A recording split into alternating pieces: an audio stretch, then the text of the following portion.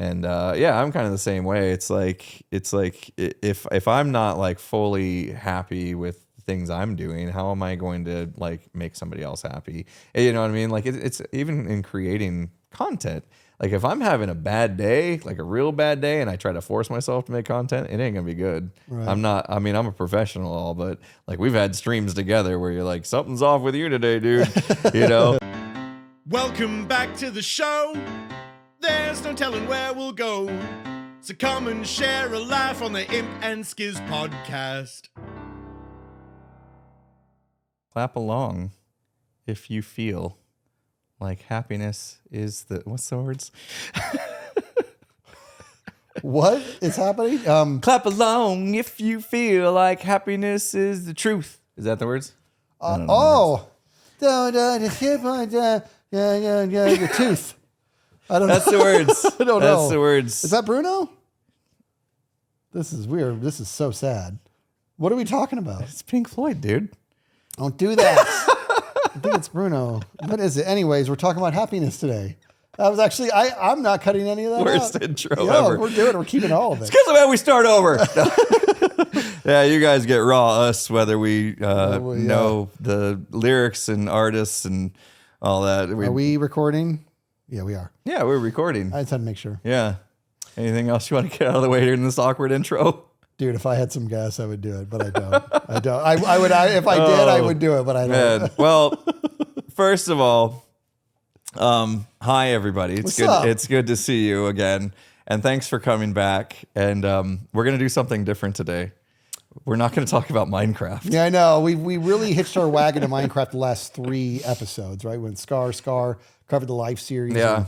We're gonna switch gears a little bit, go back to because this podcast we're all over the place. We've talked about ghost stories, for the love of God. Yeah, we've talked about lyrics, So good. even though we aren't good with remembering them. Well, that. We've been all over the map. We've talked about some heavy stuff. We've talked about parenting. Yep. We've talked about leadership. Oh yeah, good stuff. I mean, we're old and we've lived some life, and we have some stories to tell. We have some learnings to share with people. So hopefully they could not follow the same missteps we've done. So we like to share some insight that we have. And by no means are we, professionals, psychologists or anything. And our degrees aren't really for this type of thing. Not even close. So, obviously these are just going to be our opinions and our thoughts on certain matters. But today we're going to talk about happiness. Yeah. Which is a tough one It for a really lot of is, people. because what is it? Now, typically what I would do is I would actually look up the definition, but in this case, I'm like, I'm not going to do that. We all know, I mean, in regards to our general feel of what happiness is, what it is to be happy, but when you pump the brakes and you think about it, I have a hard time giving it a proper definition. Yeah. Like you can't, I mean, it's to feel happy? Come on. What is it to feel happy? Like it's very circular. And so the more and more I break it down, I don't know. I struggle with this one, dude. Not with being happy, but I struggle with trying to define what it is. And I feel like since it's such an unbelievably moving target per person, there's obviously no one size fits all. That's why some people equate happiness to being very wealthy, but there's countless people who are wealthy and miserable. Yeah. I mean, it's not a few here or there, or they're rare. There's lots of them. Yeah. There's a lot of them. And I have my own theory on that. And then there's people who they're the furthest thing from wealthy, but they're happy all the time. They're in hopefully real, right? But for the most part, it definitely seems like they are. I've worked with several of them in the past, and they don't have all the riches or the things that we would. Money isn't everything. We can say that, but it's a lot. Money doesn't fix everything, but it helps. Well, I think what happens is when you don't have money, it's pretty painful, right? To get through, to make ends meet, as they say, to put food on the table, and so it's real easy to not have money and be unhappy because of that. Yeah. Where a lot of people think that like money's just going to solve all their problems, and then if you get to a point to where you have money, you're like, oh, I should be happy, I have money, but yet a lot of people aren't. Well, why is that? Because money doesn't buy happiness. Happiness is different for everybody. Like you said, like,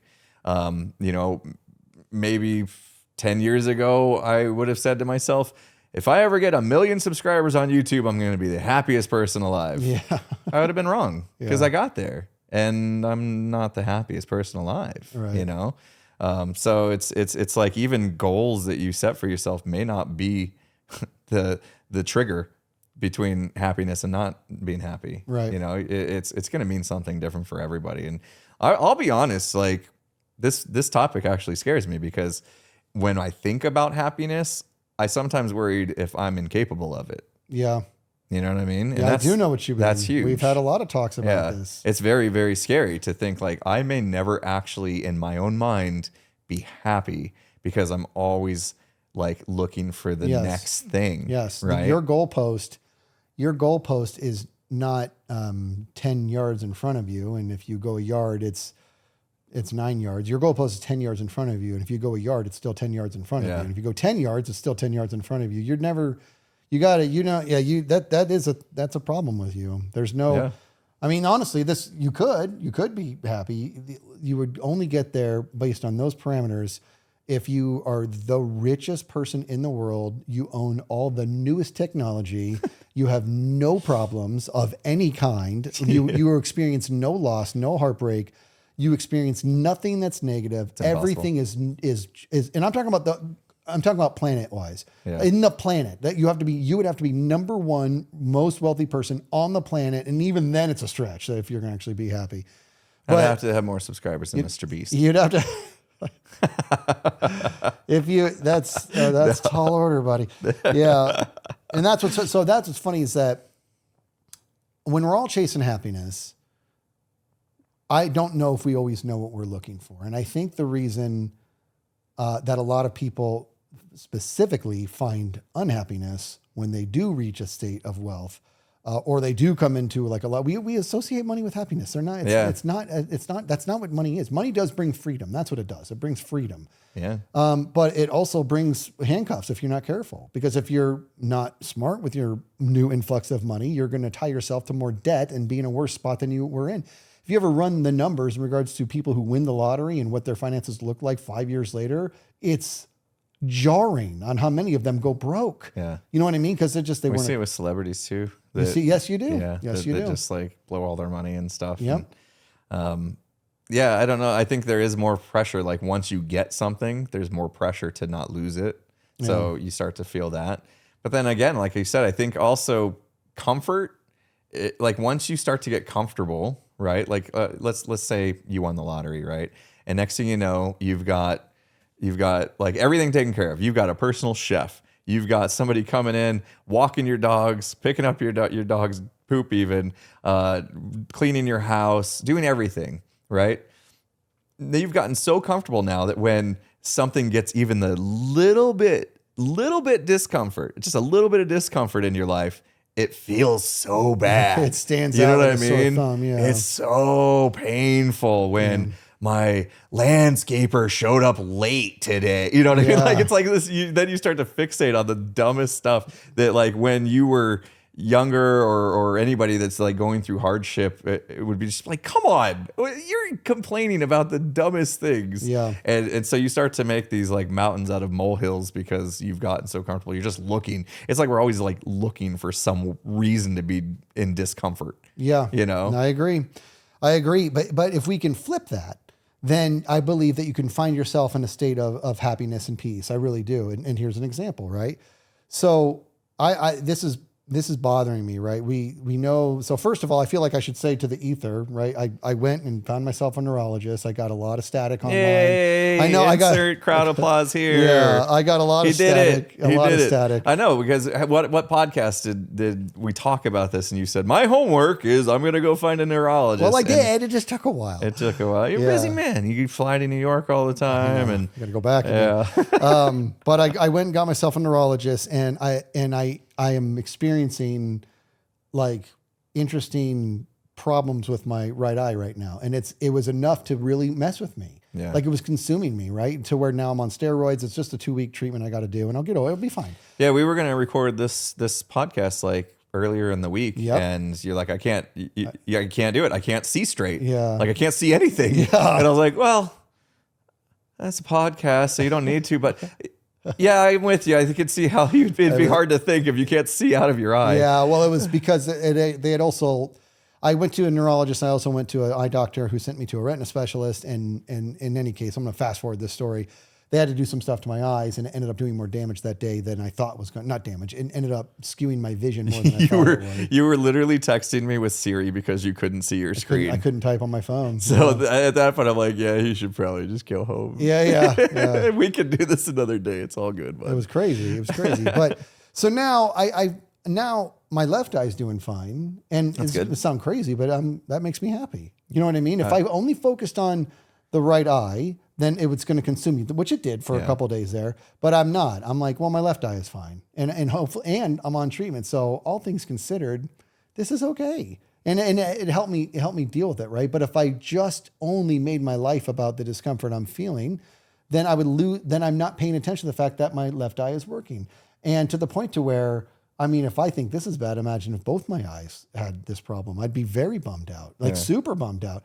And so instead, I'm like, no, my left eye is fine, and I'm probably going to get my right eye back. It's only, for the record, it's not like I can't see out of my right eye. I can see out of it, but it's like it's like somebody's holding a really thick net in front of it, right? It's really bizarre.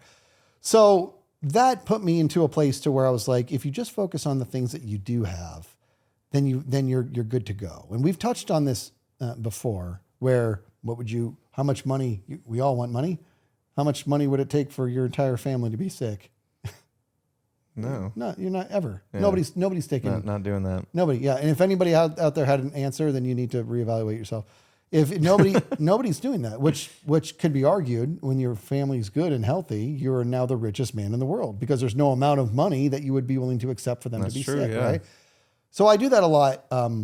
In my life in terms of trying to seek happiness. But let me tell you this, and then I want to hear your take on what it is to be happy.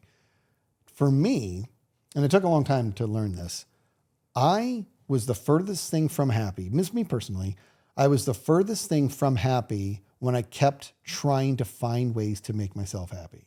When I kept trying to find ways to make me happy, I never got there because we're very similar. It's not attainable enough, right?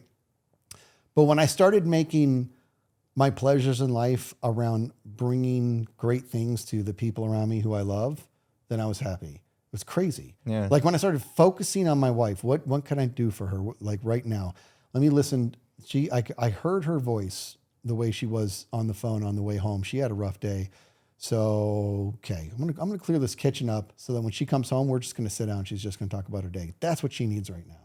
You know what I mean? So like, that's what I'm doing. I just want to think about that. That's all I want to do. And I do it for my friends too. And I'm not always right, but I do it for my friends to where I just pay attention to what is it that I can do that's going to bring them some peace, bring them some happiness. Because when I do that, I'm happy. Those are attainable goals. But every time I was trying to make myself happy, it just never worked. Yeah. I just couldn't do it. That's interesting. Yeah. I was just thinking kind of along the same lines. It's like, I'm most unhappy when I know that like my wife or my kids are not happy. Yeah. Like, and so I'm thinking, okay, well, in that regard, then if I just forgot about my own personal like wants and desires or whatever, I mean, maybe my truest desire is I want my family to be happy. Yeah. You know, like if my wife's feeling a little overwhelmed with, juggling all the things she juggles, she's got a lot going on right now. And I come in from a fun day of making content because that's what I get to do now. And so obviously I have every reason in the world to be happy because I've made this a reality. And then I walk in the door and she's unhappy. I'm immediately unhappy. Like forget how good my day was. I'm now just more worried about like what do I need to do for you to make you happy, to get you past whatever this is that you're going through. And the same thing with the kids, it's like if my daughter gets into a fight with her best friend and she comes home sad, it's just gonna immediately change my entire mood, or right now I've got a sick kid at home and every day this week he's come out and taken his temperature and just looks miserable. And I'm just like, oh, I just want to fix him, Yeah. And it's been hard to like stay in a happy mindset, a positive mindset when you see suffering even, from your own family members. You just want to fix them and there's no way to fix it. It's, he's sick, it's a virus or whatever probably, and it'll go away. But so I very much feed off of the ones I love for my own personal happiness or my meter of Right. happiness, if you will. But yeah, for me personally, I don't think there's any way that I'm going to do something or get something that's going to make me happy because I just did that, like you said, because I'm going to move the goalpost anyway. So I tend to just focus on how others that I love are feeling. Yeah, because you move the goalposts anyways, and I honestly think I do. I don't think there's any amount of toys I could buy myself to where I'm like, oh, and now I'm happy. You know what I mean? It doesn't work like that. My thing is based on I just really want to be the best provider I can possibly be for my family. That's what I want. Yeah. That's where a lot of my drive comes from or whatever. But when I really when you make it about other people, this is just my experience, and it seems like with you too. When you make it about other people, the goals become very attainable. And it's kind of weird because since you're not them or whatever, you can almost identify what they need better than they can. Yeah. You know what I mean? Yeah. And you can make it measurable and you can go get it and do it for them. And we're going to miss the mark sometimes, but more often than not, we're not. It's going to go well, you know? And, here's a good one.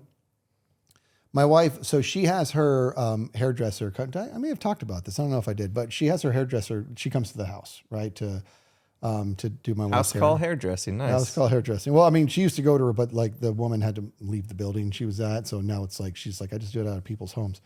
And she's awesome. And my wife loves her. And getting my wife getting her hair done is like, it's very important to her. And she likes it. It's a good experience. She enjoys the hairstylist.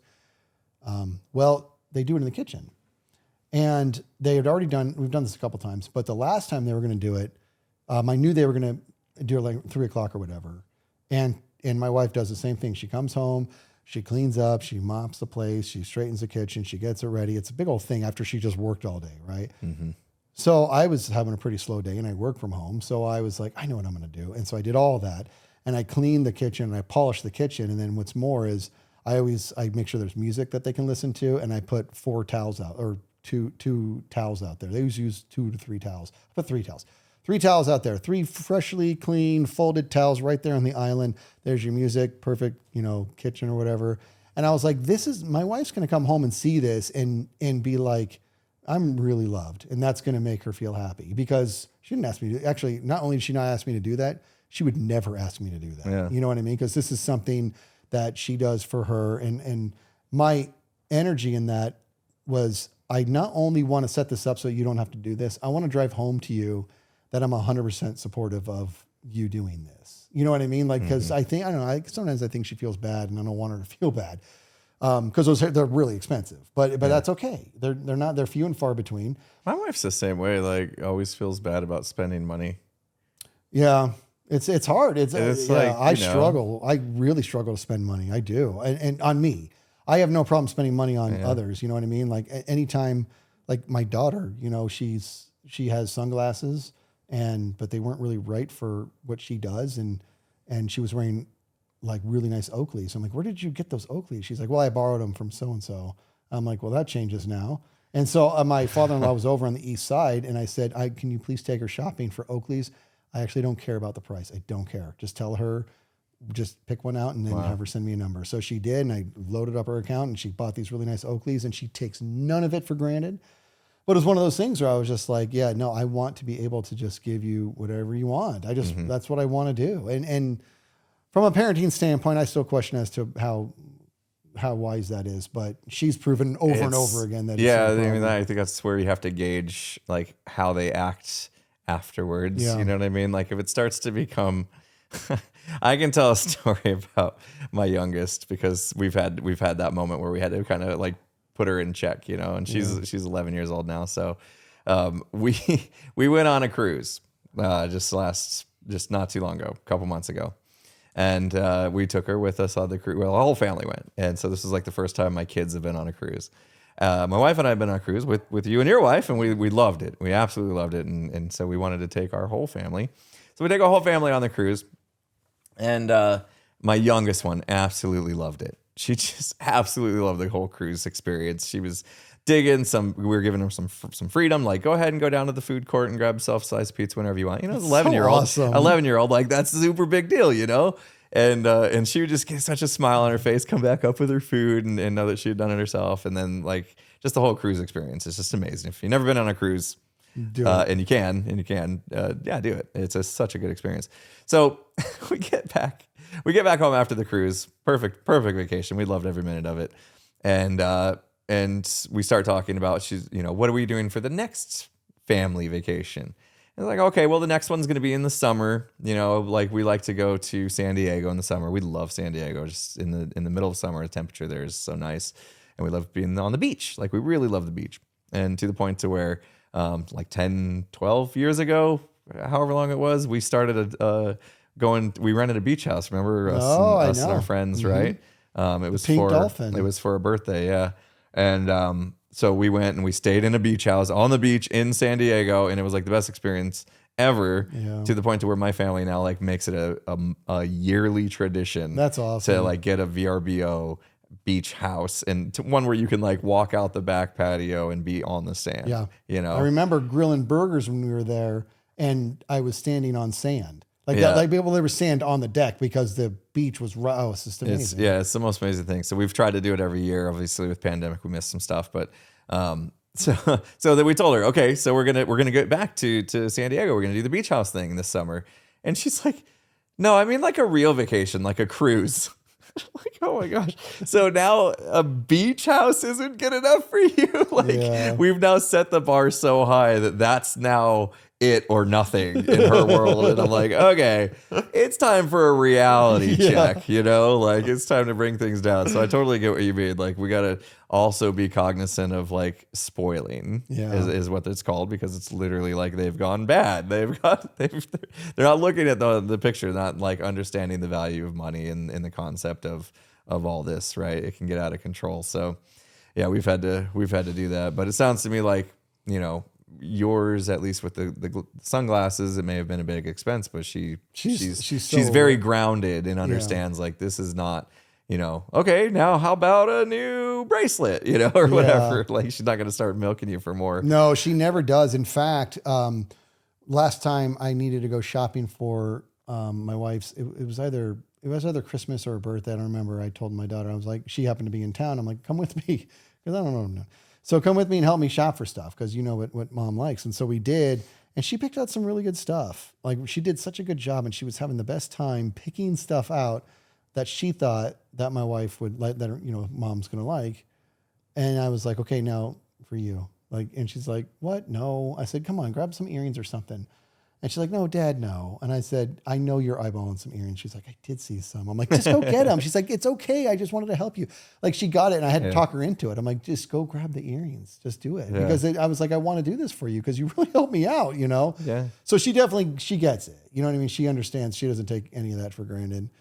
And that's good. So, and I'm with you. If I ever thought that was going to be the case, and I would probably be like, no, we need a reality check. Yeah, reality check time. And it's not fun. It's, this isn't, our topic's not parenting today. No. But yeah, it's never fun to have to like, pull back a little bit when they start to ask for more. I mean, why wouldn't they? Like that's how it is. It's like you give a little bit, and it's like, can I have a little bit more? Can I have a little bit more? Can I have a little more? This is like a constant test. They're moving the goalpost. Yeah, believe it or not, that's what they're doing. They're moving like, what is it? How can I be happy? And I think that it's I think there's a reason why when people suddenly have a lot of money, a lot of means, that they end up having problems. And I think this is the theory I was talking about earlier. And I'm not a psychologist. I could be wrong here, but I think that when you have a lot of money, that money ends up moving distractions. Sometimes it brings in distractions, but it moves distractions. I'm talking about sums of money. You can retire, right? Like somebody won the lottery, right? Mm-hmm. You don't have to work anymore, you had to do it before, and it was an excellent distraction. You don't have to be frugal anymore, which the effort to be frugal was a distraction. All of a sudden, you have it all. You have it all. And I think all that does is clear the smoke and the fog, and it reveals a giant mountain of problems that have been lying dormant, things that you have not addressed yet.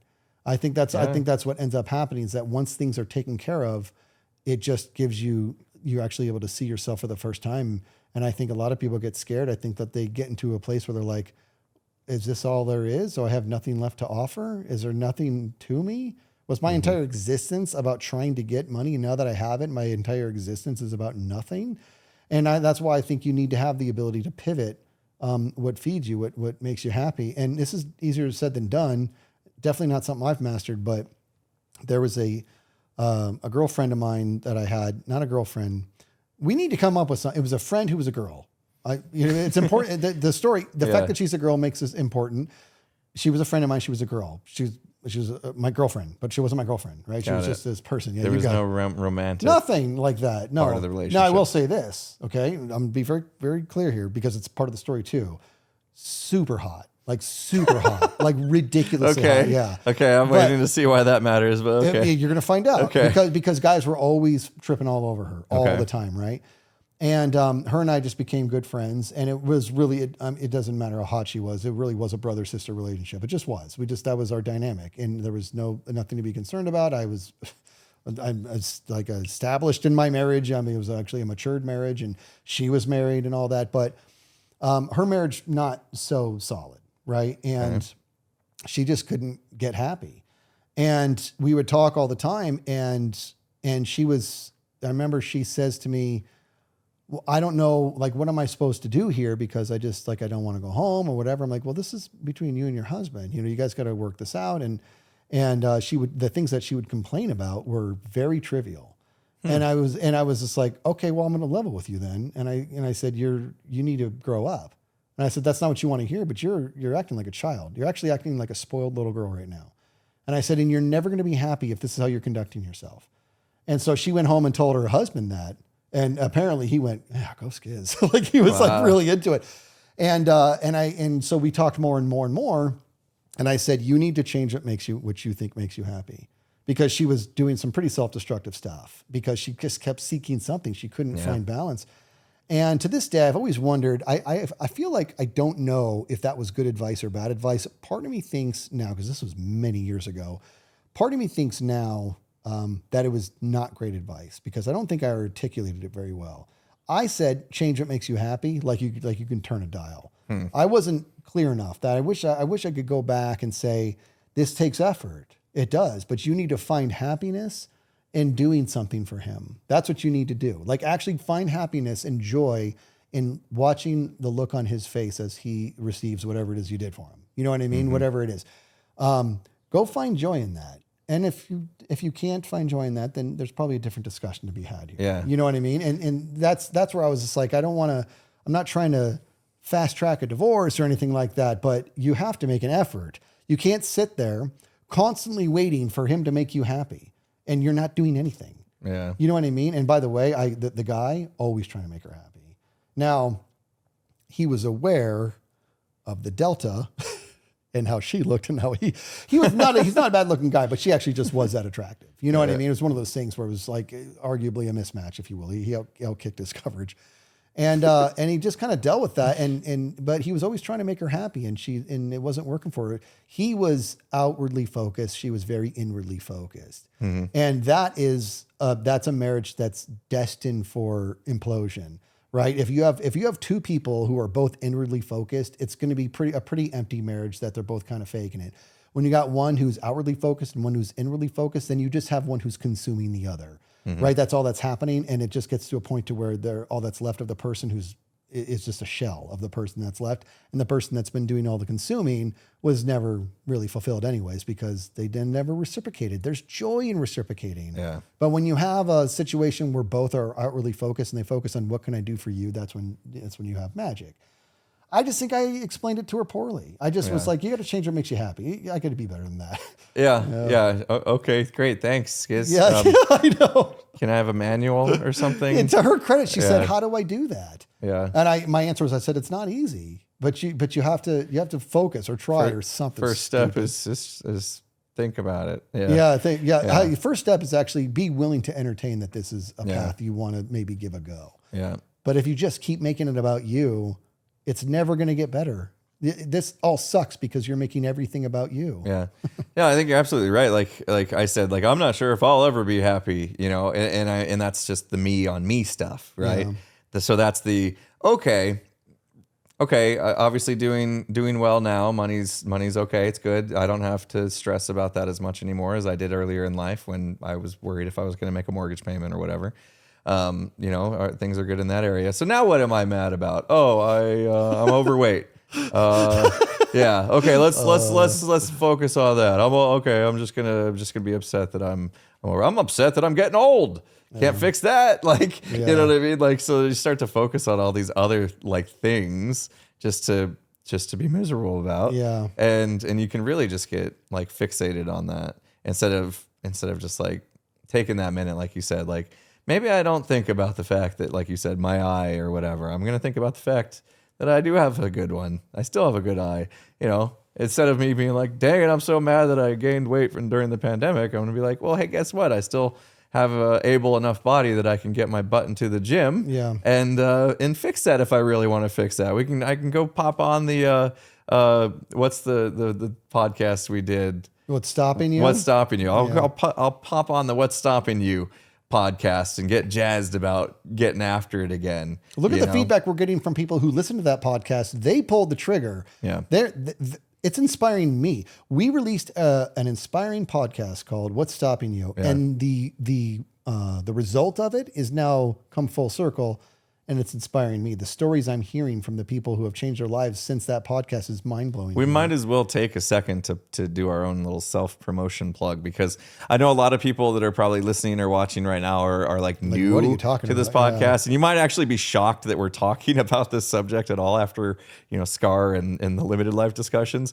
But we've been doing this for over half a year now, 42 episodes or something like that. This is the answer to the Hitchhiker's Guide to the There Galaxy. you go. It's 42. Yeah. And Pat Tillman's number as well. And so we did a podcast way in the early days. I don't even remember what number podcast it was, but look for it. 2. It was the second podcast we did. I'm pretty sure it was number 2, I think. What's Stopping You? And we literally talk about just like motivation to do things that you want to do. Don't pull the trigger. And it was like super inspiring. At least that's what we've been told by a lot of people who watched the podcast, listened to it, and then went off and actually did the thing they were holding back on. Yes. And to this day, I mean, half a year later, we're still getting people like, I listened to that podcast, and because of you, I changed careers. Yes. And it's like, what? Yes, dude. People look at us, they like we're courageous. They're doing things, so I'm like, you're my mentor now. Right. Like you actually went and did it. You just we talked about I think we talked about getting fit in that, and that was half a year ago, and I'm still maybe 5 pounds lighter than that day. I don't know. I've never looked greater. This is not fat. This is one giant muscle. I know this is coming off as very vapid. No, like vain. Like, right? Like I'm just focused on like appearances. Appearances, right. Well, like, appearances aren't everything, but they mean something to me. And that the way I look means something to me. Yeah. It doesn't, if it doesn't mean something to somebody else, then that's fine. That's 100%. It happens. It'll always mean something to me. Yeah. And I tried. I'm going to get back at it again for the 50th time. Just listen to the podcast, bro. I might have to, man. What's because stopping you? I don't know. Get in the so gym. Much. It's so hard. Get in the gym.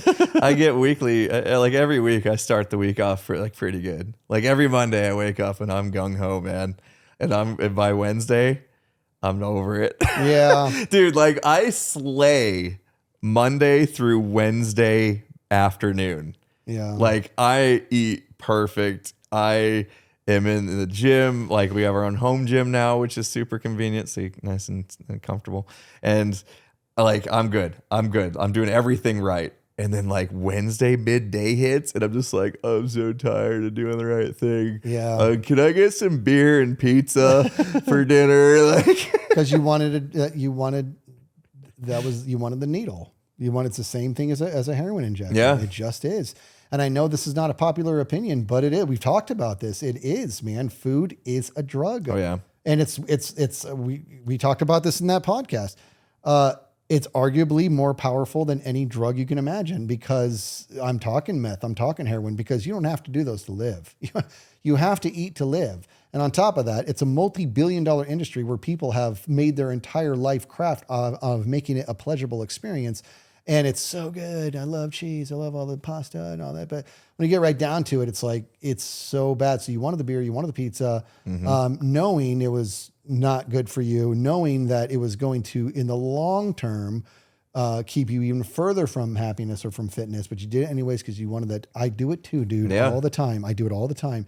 And you want to know what's crazy, dude? My wife is just, she looks great. She's working out a lot. She's wonderful. And I just want to give her whatever she wants. You want that gym membership? Go do that. You want the hair done? Go do that. You're awesome. Everything you do is awesome. And then she comes home. It's a long, hard day. She's like, can we get pizza? I'm all, we'll get pizza. Yeah. You know what I mean? And part of me is like, oh, was I supposed to fight her on that? No, I'm not doing that. Yeah. You know what I mean? I'm not doing that. Whatever she wants, I'm going to do it. And maybe that's bad too. But no, she doesn't take advantage of it. Yeah, I mean, there's a certain point to where you understand like when it's okay and when it's over the top. Exactly. And when it's over the top and you say yes, then you become an enabler. Right. Which I am. I like just because like I have a really hard time saying no to my wife. Yeah, I do too. You know, and so whatever she wants, I'm gonna just be like, okay, yeah, let's do that. You know, even when I know it's like, should we really get some drinks? Because I know how we're going to feel in the morning if we get these drinks. And it's a kind of a weeknight, which feels bad, you know? Like, yeah. And I know how we feel when we're doing everything right, when we're eating right, you know, not drinking, whatever, like our heads are clear, our energy levels are way better. And so it's like, why would I do that? Why would I make that stupid decision? And then you don't really regret it until the next morning when you wake up and you're like, oh, I got a headache. Yeah, that was so stupid. It's crazy. I've disclosed before that when I was younger, I used to be a smoker. I quit a billion years ago, but I used to be a smoker. And in the process of quitting, that wasn't easy, right? So I remember if I went a whole day without having, and I was never a heavy smoker, but if I went a whole day without a cigarette, it felt like an accomplishment. The next day comes along, and the cigarette's just calling to you, and I would, fold, and I would have it, and feel instant regret afterwards. Instant regret. Now let's fast forward the clock. I haven't had a cigarette and I literally have no idea how many years it's been. I don't have the slightest inkling to ever have a cigarette ever again. Wow. None. Right. And not like, oh, I'm just that strong. It's not that. It's quite literally the same thing as I've never, ever wanted to do heroin ever. I've never done it, but the people who get hooked to it, it becomes their world. Yeah. Right. So when you get hooked to something, you'll do anything to get that something. And so, but if you can completely detach, the same thing with eating, if we really like committed enough or whatever through time, you'd be like, I actually physically don't want to get pizza. Yeah. I know what that does to me, if you eat clean, like, and I say clean, but I mean, there's different versions of that, but if you eat well, like healthy long enough that I think when you have like a cheeseburger or a piece of pizza, it's actually kind of gross. Like I've been there. I made it through one of like 10 attempts, I think, of doing what's called the Whole30, where it's no sugar, no grains, no dairy. I mean, it's like no everything, but it's like just lean proteins, very like no added anything, no artificial flavoring, preservatives, all that garbage. Right. And so it's hard, first of all, to even find this food. Yeah. But when you finally do it, you're like literally eating, and you basically are training your body to stop living off of sugar, because sugar's and everything. I don't know how this became a diet podcast, but it's all related, man. But like when I was going through that journey on the Whole30, when I finally had enough discipline to get through it, I remember like day 15, I had the most energy I'd ever had like in my life, and I was in my 30s at that point. And then by day 30, when it was over, they say, like you need to slowly introduce foods back in your life, right? Because to find out what you're sensitive to. Yeah, because that's the whole point, was you're supposed to like find out if I introduce dairy and all of a sudden my stomach hurts, then maybe I have intolerance or something, right? And so it's part of the thing.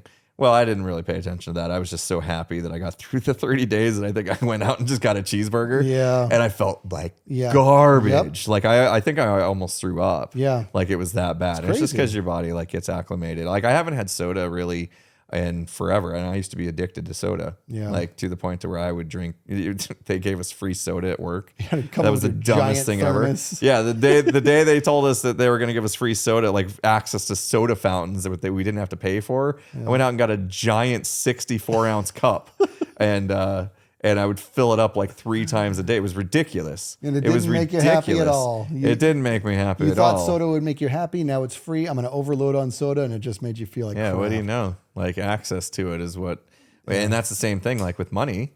You know, it's like you got enough money to get DoorDash every night or Uber Eats or whatever you use.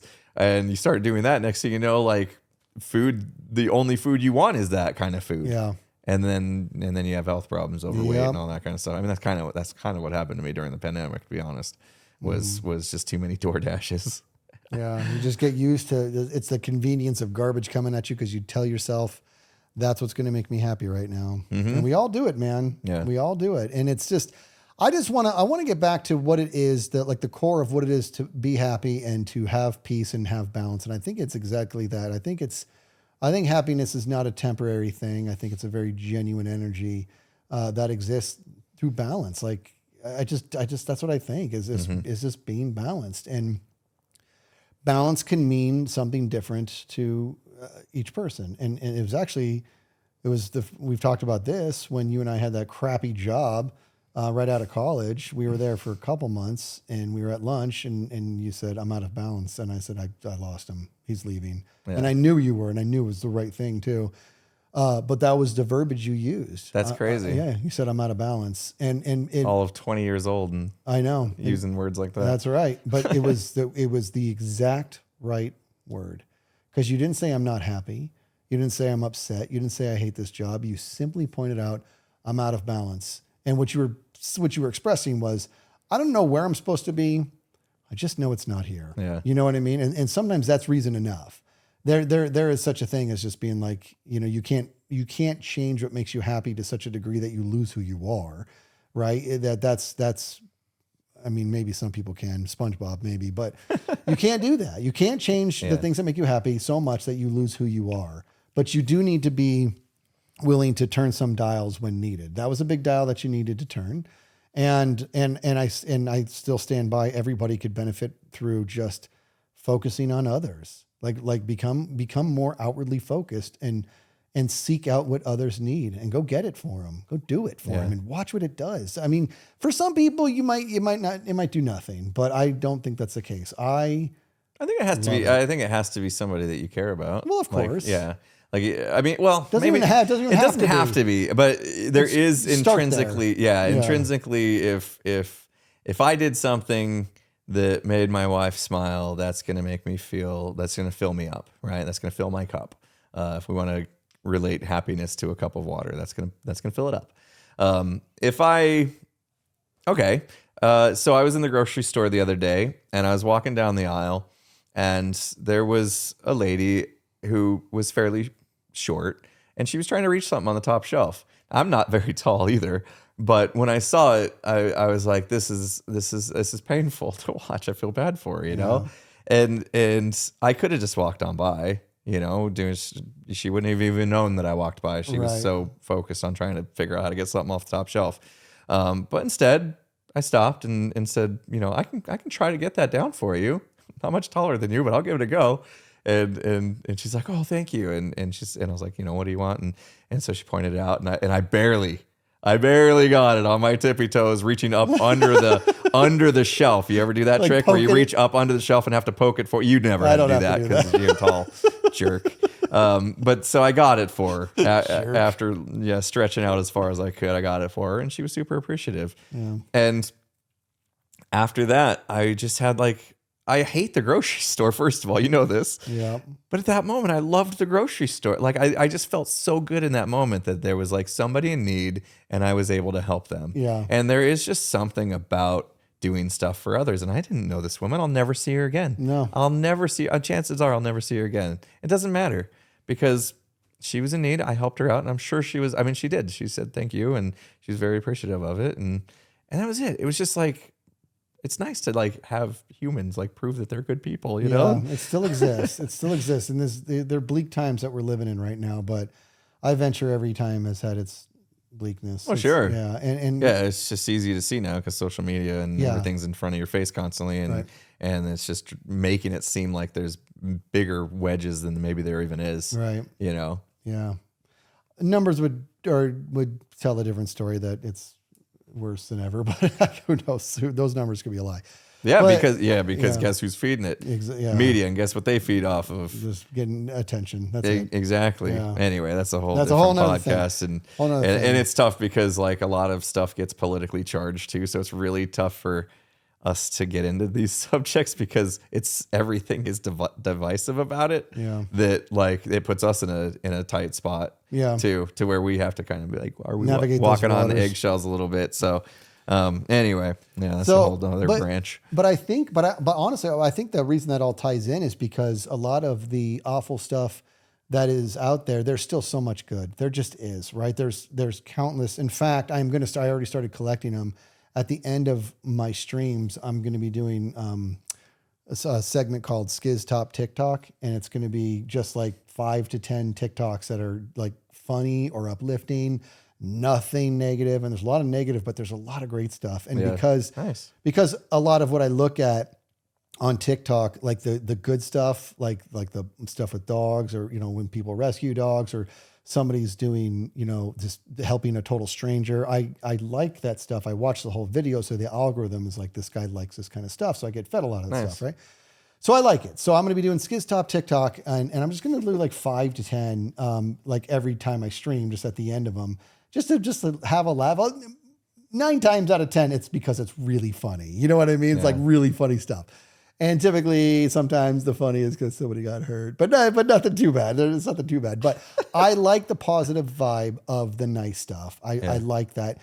And there's more out there than people think. But the darkness that's out there is also directly tied to happiness, because what you're seeing is the result of people who are not only just inwardly focused, it's the only medium they know. Yeah. And when they get together, it's very, very bad, because there's a reason the phrase "there's no honor among thieves" exists, because thieves are as inwardly focused as you can possibly get, right? Well, there's like it's like one of those things where it's kind of hard to watch, but it's sort of funny. It's also super justice. It's also really dark. It's where basically, first of all, the way I feel about porch pirates, you have no idea how I want to just put a box with a grenade. People who steal packages. You need the off glitter porches. bomb, dude. I know, that's why Rober's my hero. Yeah. Man. But there was a camera caught this where this car pulls up, and then somebody gets out of the passenger seat to go steal the thing. They grab it. As they're going back towards the car, the owner comes out. It's like, "What are you doing?" And they go to jump in the car. They're half in the car. Car takes off, almost runs over them at one point. And I'm like, you guys were partners 7 seconds ago, and you just ran over her. Yeah. You know what I mean? It's just like this right here. This is what happens when you think they wanted that package because they thought it was going to bring them some sort of happiness. They thought it was going to enrich their lives. They joined in on this. As soon as risk was involved, whoever was driving just dumped her, just completely dumped her, left her. And it's just like, dude, like, this is the most blatant example that when you're only inwardly focused, only darkness is a response to that. Only darkness is a response. When all you care about is yourself, that's what happens. But we all are kind of, I don't want to say conditioned to do that, but I feel like growing up, you're looking after, you should look after yourself. It's okay to make yourself number one. It really, really is. But when that's your only vehicle towards chasing that balance, chasing that happiness, I just feel like we get lost. I just do. Yeah, there is something to be said about taking care of yourself too, because it's really hard. Like, this is something that my wife is now coming to the conclusion of is that, we've had 3 kids. She's spent the last 18 years like worried about them first, right? And just making sure they had everything they need. And they're getting, and growing up and putting them in a good position to be adults, right? And be successful adults. And so she's giving her all to the kids and not so much herself. And now she's coming to the realization that because of that, she's been void of self-care, right? Taking care of herself. And so now there's a lot more focus on that, right? Like, what is it that she needs? She needs, some time, some space to meditate or whatever, to read a book or just get away and just take a bath, whatever. It's something that she never really thought of before. And it just kind of hit her in the past couple of years that she's like, I need to take care of myself, because I can't take care of other people unless I'm whole. Right. You know what I mean? You got to find that balance. Yeah, exactly. It's the balance. Yeah, there's a balance there as well. And I'm kind of the same way. It's like if I'm not like fully happy with things I'm doing, how am I going to like make somebody else happy? You know what I mean? Like it's even in creating content. Like if I'm having a bad day, like a real bad day, and I try to force myself to make content, it ain't gonna be good. Right. I'm a professional, all, but like we've had streams together where you're like, something's off with you today, dude.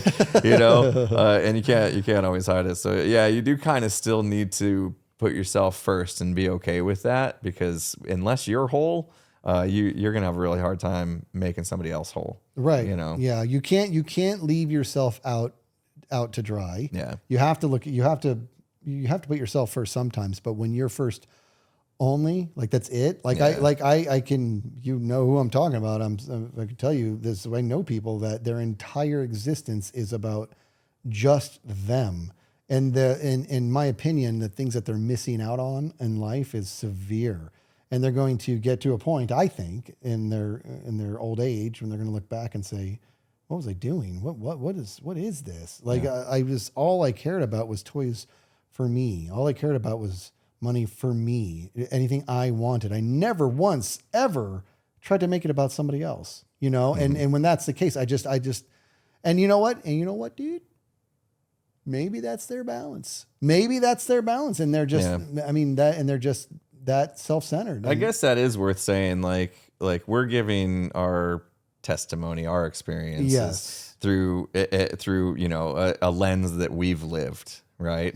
Our lens is going to be different than everybody else. Obviously, there's going to be people out there that have depression, mental health issues. There's going to be all sorts of. Yeah. There's going to be people that just they don't need companionship and they're happy being alone. You know what I mean? Like people are going to have different optics in different situations. So I think it's worth just saying like. This is just, we do recognize that, the fact that everybody's going to have that differences in their lives. And we're not saying like, No. the way we think must be the way everybody Not even is close. and what they need. No, it's obviously not the case. Because we do get that from time to time. I'm sure you've seen some comments on our podcast about like, well, you guys didn't really consider this aspect of you know, my life is different than yours. And you didn't address that. We can't really really asterisk everything we say with a you know, unless you're this should work for you, you know, or whatever. So just something to keep in mind. I think it's worth just saying from time to time, just so people don't get the wrong idea. No, I understand. I think the underlying message of today is when you're able to recognize that you're out of balance, be open-minded on what dials need to be turned. Yeah. And I'm willing to bet that more often than not, you're probably a little bit too inwardly focused. You might be. You know what though, dude? You might be a little too outwardly focused too. There's a such thing there too. You may that's just like what you were just talking about, right? Yeah.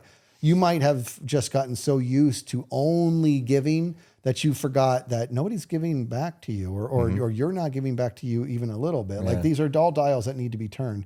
But the bottom line is, if you're lacking balance, if you're lacking happiness, and you want it. And also don't lie to yourself too. There are scenarios that they're like, oh, I'm totally happy. Are you? You know what I mean? Like they're like, really think about this. Are you genuinely grateful for the things you have? Not aware of the things you have. Mm-hmm. Are you grateful for the things you have? You know what I mean? Are you actually happy, or are you just not outwardly unhappy? Because those are very different things, right? Yeah. So, and for the record, I'm unhappy a lot. I really am. It's not like I'm just always this bouncy, gleeful. Yay. I think I have a pretty good disposition on the things that I am grateful for, but it doesn't mean I'm not human. It doesn't mean I don't slip every once in a while. Yeah. And when those times happen, I ask myself why. And more often than not, doing something for somebody else always puts me right back where I want to be. Yeah. Yeah. For now. That's good advice. You know, if you have it to give. If you don't, I would say try to at least once a day just think of one thing you're grateful for. Yeah. I know that's so cliche, but it's not a bad idea. But man. I was in a recording session this morning, and I was like, man, my day is so busy. I gotta record this clip with you, and then I got another clip I gotta record, and then I gotta eat lunch. I barely have time for lunch, and I got a Hermitcraft meeting, and then Skizz is coming over. We're gonna record the podcast. Man, my day is so full. I'm so stressed. And then I was like, actually, this is my day. You just listed nothing but awesome stuff. Yeah. So then after all that spun in my head, I was like, actually, that's the coolest day ever. Yeah. I get to make content all day long. Yeah. And be with my friends and just have a good time. Like that's my life, you know? And so I was like, okay, there's that moment of gratefulness that I just shifted my perspective, and it's not easy. No, It's not easy because like we're so much more drawn to negative than positive. We've talked about this too. Like it's just the way our brains work, and some people even more so than others are just drawn to negativity. That's why the media is always shoveling negativity. And so like it took that concentrated effort for me to be like, dude, stop. Why are you spiraling about this? Think about really what you're saying, and then put it in a different light. Just shine a different light on it. And I was like, dang, I get to create content all day with my friends, my best friend, you know, even that's not stressful. That's awesome. Yeah. That's awesome. I'm going to do this again tomorrow. Yeah. You know, It's so funny. You went through that list. I'm like, everything I you're know. saying is That's why I awesome. did it. That's why I did it. No, I Because know. Your lens was different Yeah. as I'm saying it than what I was like, the lens I was using at that point of complaining in my own head. To you, is still things that you needed to knock out. Yeah. Yeah. Yep. To get on the other side of whatever the day. Yeah. Like it's just so weird to me. I mean, you know what? If I ever have the good fortune of also being a full-time maybe I'll find myself in the same bucket. It's easy. It's easy to, once you've gotten somewhere that you wanted to be, to then like focus on where you're not. Yeah. It's so crazy how the brain does that. Yeah. So if I get there and I start doing that, you better hold me. You better keep me in You've put check. me in check. You've put me in check a few times. Yeah. You've caught me as I started to go slip. to slip. Yeah. And it's like, you know, just reality checks. It's Yeah. necessary. But I mean, think about it. Like you see it all the time, you know, like child actors that have issues. You know what I mean? Well, It's a like, lot of the time, that's a different dynamic. A lot of the time, they didn't have a whole lot of say in what they were doing, and that's the stuff that breaks my heart. Is that the child actors? So the worst cases is when they had no say in what they were doing. Only their parents did, and then their parents spent their fortune. This happens, dude. Like it's like what in that's a whole different. I know. What you're saying, that's a though. different story. But like it's just like getting so much attention and getting you know, all this stuff. You know, it doesn't matter what age. If Right. it comes, like you said, if it comes quick. Like you're not used to it, and then it comes, you win the lottery or whatever. And a lot of times, you know, as weird as it sounds, like I sometimes feel like I won the lottery. You know what I mean? Like this whole YouTube journey, this whole, you know, getting over 1 million subscribers, like it's pretty much winning the lottery.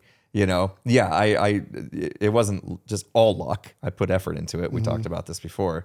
But there's a lot of luck there, and I'm in a situation to where it's like I should be very, very grateful of what's transpired over the past couple of years. But going from, you know, not long ago having to work a full-time job and maybe not doing stuff that I absolutely loved all day long, and then coming home and then trying to get the YouTube thing, and it was like super stressful. It's like now that I've been full-time content creation, it hasn't been that long. I'm already like forgetting how hard things were. Yep. You know what I mean? And so then you become complacent and you get comfortable. And it's like now the idea of like staying up all night to make a video is like, heck no, I'm not doing that. Yeah. When before that was my gig. You know, Right. I'd stay up multiple nights a week and get zero sleep just about because I was chasing it. You know? And it's all the perspective. Think about this. Imagine, because I have to go into the office tomorrow. Imagine you had to go into the office tomorrow. Just imagine it. It's literally it a would world be- you've completely forgotten, Yeah. right? And it seems like you like the idea of that would, you know, make you miserable or The whatever. idea that I'd have to like put pants on in the morning. It's just like, come on. I'm going in, and here's the deal. I don't necessarily want to go into the office, but I don't have to. I'm choosing to. Because there's specifically something I want to tackle before this guy goes on vacation, right? And I've got to do things that I'm not going to talk about here. It's boring, but I got to go do it. But then I'm like, I don't even have to. I'm going because I choose to.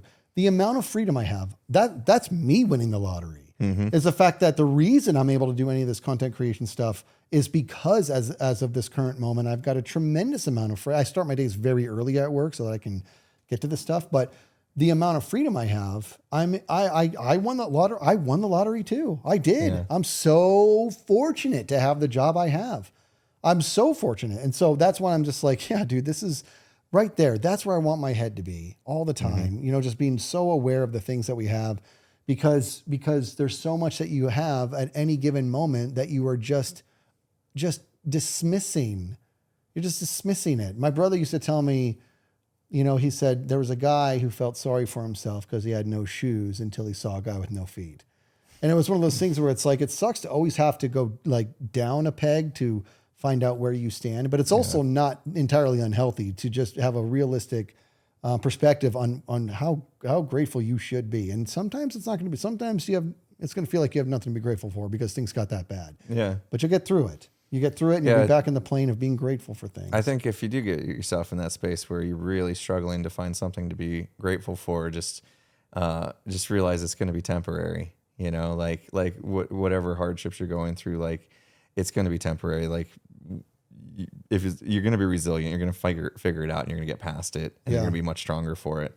You know, I mean, Scar talked a lot about this kind of stuff when we had him on, and it was just like, I can't believe. Oh my god! You know what I mean? Like the stuff that Scar's had to deal with through his life, and then the way he's approached it, and just had like such a positive attitude after everything. It's just like, okay, like that's it. That's the mantra that I want to have. That's the mindset in tackling hardships. Yep. If God forbid I ever have that big of hardship, I want to be as strong as him. You know, there you go. That's why his affirmation was strength. And that after interviewing him, he is like, I know he's going to probably end up seeing this, so I don't want to say it, but this is the honest to God truth. He might be the most inspiring person I've ever met in my entire life. And I've met a lot of people, and I've met really, really incredible people, man. Mm-hmm. And I think he might be the most inspiring person I've ever met in my entire life. Absolutely. And that's when I was just like, dude, what the heck? Like that interview was therapeutic for me because it put me in check in a lot of ways. Like that interview is one of the reasons I'm not really dwelling on the eye right now. I'm grateful that my left one's working. You know what I mean? And then I'm going to probably get over this. I'm on treatment. You know what I mean? Like I had kind of a what would Scar do type situation. There you go. You know what I mean? There you go. All right. Well, that's it. You know, this entire podcast, I'm like, okay, we're talking about, you know, how, you know, what is happiness and all this stuff. And I was like, you know, it'd be cool if we could really like give people an answer, you know? Yeah. Like here's all you need to do to be happy. Just do this. Well, we just did it. What would Scar do? Just say to yourself, what would Scar do? That's a lot of done. That's a lot of pressure on him, but I can dig it. Yeah. Yeah. It's all we got. Yeah. I mean, there is no answer. There is no answer. Like I said, everybody's situation is going to be different. Maybe some advice, you know, maybe doing stuff for others will help fill your cup. Maybe having a moment of gratefulness will fill your cup. And maybe just understanding that you know, one foot in front of the other. Yeah. To get yourself out of whatever bad situation you might be in is all you need. Next thing you know, you'll look back and it's history. And if it's really bad, there's professional lines out there. Be grateful for that. Yeah. You know, never be afraid to reach out for help. Yeah. That's a big thing. Again, I just want to reiterate it one more time. The bottom line is, in regards to seeking peace, is recognize if you are out of balance. Recognize if you are, and if you are, be open-minded on what dials you need to turn. Yeah. You know, and you're not going to always be right, but sitting there idle, changing nothing. It's always going to be easy to turn the dials. No. It's going to be, look at the feedback we're getting from the people that got courageous after what's stopping you. Man, they took some risks, and we're seeing great things. And I'm imagining there's probably whole new stresses that have been invited into their lives, but there's a whole new foundation of potential and happiness and balance for them, you know? Because they just got themselves into a pattern that they knew was wrong, and they were out of balance, and they just dealt with it. And they were courageous enough to turn some dials. Yeah, it's impressive, man. Yeah. Very cool. Okay. Very cool. Good one. It's so funny because when Skizz and I decided to do this topic, we said, well, I was like, well, what exactly are we going to get into? Like, happiness? Okay. And he's like, let's not overthink it. Let's hit record and see what happens. I'm sure it'll go somewhere. Yeah. It went a couple places. It did. All the way. But that was fine. It was fine. That's what we do, man. We just talk and riff. You never know what you're going to get when you tune into Imp And Skizz. No, you don't. But hopefully it was enjoyable anyway. Yeah. So I guess we should wrap it up here. Yeah. We still don't have like a proper outro. So you just, ow! Bye. See, you never know what you're going to get.